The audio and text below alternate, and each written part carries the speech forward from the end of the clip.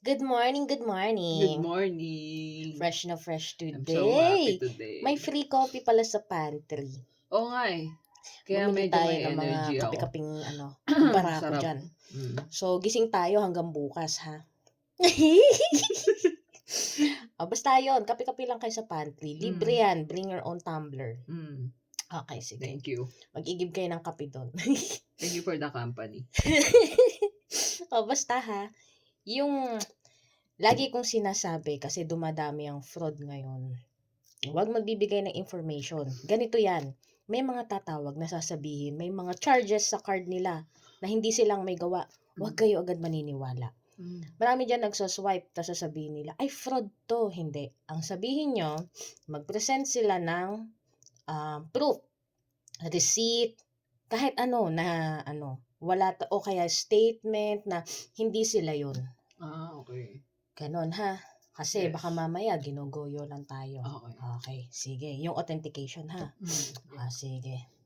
Ready na? Okay. Ring, ring. Thank you for calling Toot, this. toot. Joke lang. Ganon ka prod. May kusa. May kusa yung client. Binaba niya na agad. Naposesan Naramdaman ka. niya ako eh. Naposesan ka. Hindi, totoo na to. Okay, game. Ring, ring. Thank you for calling this MK. How may I help you today? Hi. This is Ronald.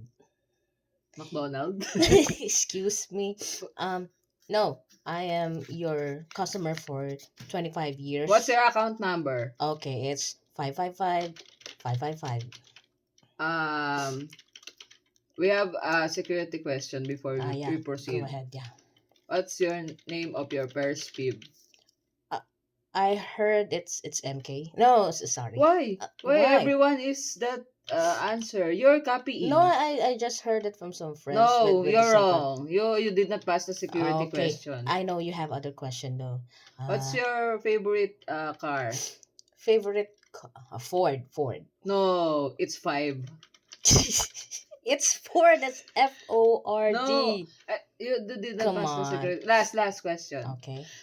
What's the name of the street of your address? The street of my address. Of Yeah. course, you have my address here. There in your file. Oh, what's the name of the street? Maharlika Street. Where are you? Are you in the Philippines? No. Yeah, No, you passed okay. the security question. Yeah, Okay. Because I'm your valued customer for 25 years. I stay with you through thick and thin. Now, what's your problem? what happened is I have a fraud transaction here.